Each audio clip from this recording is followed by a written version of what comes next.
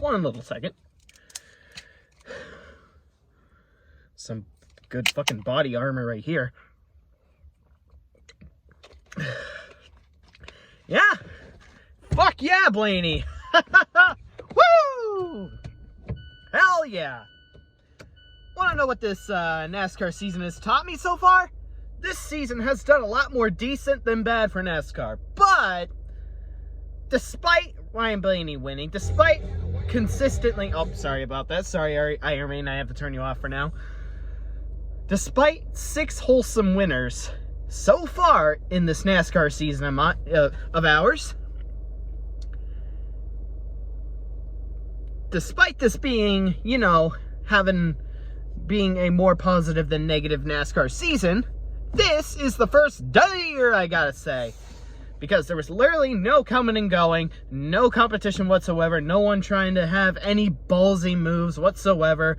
Once again, dirty air from lapped cars always give the disadvantage to the dominant driver. Ahem, Joey Logano, I'm looking at you. And there was just literally no coming and going aside from Denny Hamlin trying to utilize that crossover move at the front straightaway. And then right after that, even the tire fall off couldn't really give benefit to the drivers that want to control their own destiny, because this surface is too goddamn cluttered for anyone to have any control over their own vehicle unless they have the advantage over dirty air. So yeah, I know I wasn't going to watch this race, but fuck it. I just cannot resist taking the chance to watch my men win on TV. I saw that Kyle Larson was leading with 30 laps to go, and I decided to tune in to see if I'll get another Hendrick win. But as a good alternative, even though Kyle Larson was screwed because of this bullshit package, Ryan Blaney won. So yeah, I don't know if I should be infuriated or overtly ecstatic. So yeah, I couldn't have been more torn. But despite that, despite my enthusiasm, despite my happiness for Ryan Blaney, despite my felicity so far for this season, goddamn, fuck that race. This package, nevertheless, needs to fucking go. Because it's certainly not gonna pull off anything of any decency or any gratitude at Kansas. For sure not the Texas All-Star race. Absolutely for sure not Polka Hell No. Anyways, now that I got my predictable review of a shit low horsepower race out of the way, let's talk about IMSA for a sec. Oh my gosh. The 48 team got a podium finish, but about that, because Simon Pagenaud drove 50 seconds over the driver limit, because a driver change was due, they don't get to keep it. And now that's just gonna feed the feeble-minded bullshit hate propaganda on Jimmy Johnson about he's a washed up person, even though he has been consistently leading and in the podium position throughout the fucking race. He was keeping it safe following his qualifying crash. He knew his worth. He was consistently learning from his mistakes. And of course, even something not in his own control, he continues to have bullshit luck. It goes beyond NASCAR. Oh, how felicitous. Even in IMSA, he just can't escape this buffoonery. Even when he's not even touching the vehicle, he just can't seem to escape this bullshit. Great. So yeah, Sebring was a lot better than Atlanta, even though Jimmy Johnson, once again, got fucked out of yet another decent finish. Fuck me. Kobayashi with the balls to the wall racing, trying to race really hard for second place, though.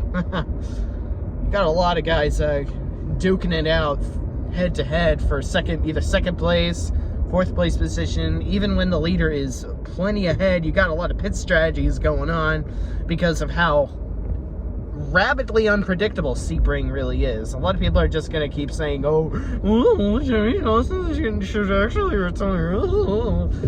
Let me tell you this. Do you think Michael Schumacher would have made a perfect turn in that corner? Do you think Lewis Hamilton or fucking, I don't know, Dario Franchitti would have mastered that corner.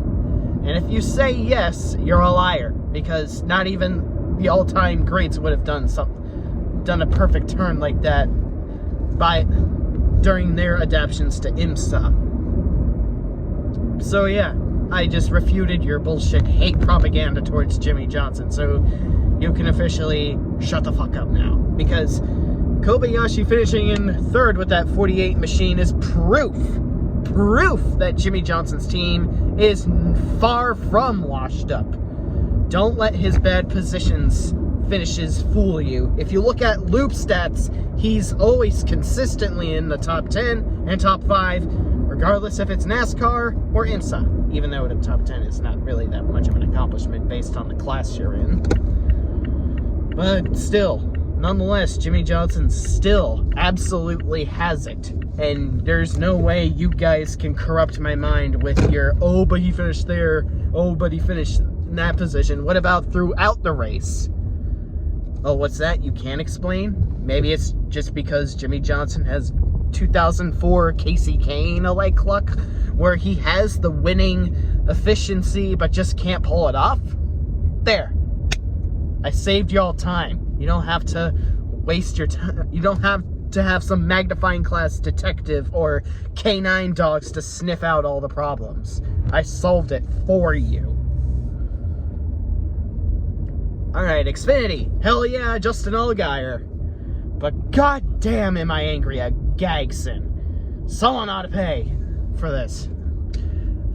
And if anybody has the freakish audacity to compare Gagson to Tony Stewart, listen.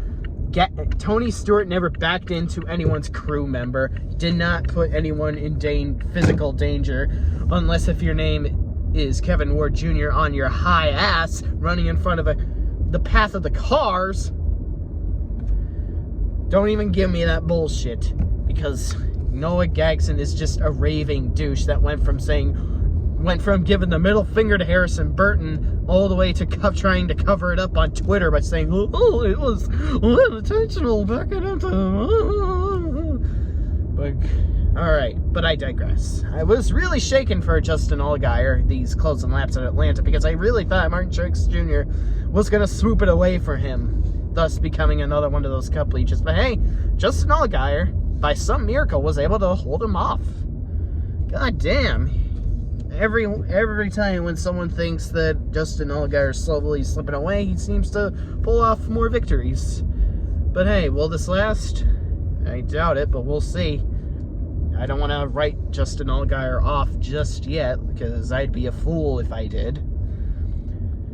Nevertheless, super happy Allgaier won, super happy Ryan Blaney won, but God, this, however, is the first stud of the year of NASCAR racing of 2021, because, once again, I'm just going to tell you the same predictable stuff. No coming and going. Dirty air ruins drivers' destinies of where they want to go, where they want to control their vehicle. Lapped cars completely ruin race win battles. They completely ruin phenomenal intermediate track finishes. Lapped cars have no business of being in the way of any contender. I try to warm up to Joey Logano, but completely ruins it by sticking his nose where it does not fucking belong. So yeah, rewatch any review I made on the fucking low horsepower package of any race of the 2 previous years, and this is exactly that video right here. Wait a minute. Did I gloss over Chase Elliott having an engine problem? Did you guys really want me to recap that? Because I'm pretty sure you guys are tired of hearing me about recapping the same story over and over and over again. So I don't know why I should repeat myself this time. Jimmie Johnson isn't even active in NASCAR anymore, but of course, my #1 driver just always has to have piss luck. Yay! Oh, what am I going to do with my luck with NASCAR? Luckily, the racing is way better than the 3 previous seasons, so that helps, but it would be better if Chase Elliott were to have would turn his luck around sooner than later, because you shouldn't be having a championship hangover this soon. Jeff Gordon and Jimmy didn't have championship hangovers this soon, so I don't know why Chase Elliott seems to be having to get to him like this. I don't know what's going on, but it better get resolved before it's too late. I do have faith he'll eventually dial everything in before it's too late, though, because I have good faith that he'll eventually pull off at least a win or two. Maybe not a championship, maybe not get into the Final Four, but we'll see. My word has a chance of being invalidated, but once again, we'll see. So, yeah. Anything you may have heard about me say about any of the previous low horsepower races is exactly what I am going to say here. So, Kyle Larson got screwed because of dirty air from lapped cars. No driver can control their own destiny of where they want to go, of how they want to pass. Blah, blah, blah. You all have heard of it before, but nevertheless, go Ryan Blaney. Hell fucking yeah, Ryan Blaney. Hell fucking yeah, Justin Allgaier. Let's go.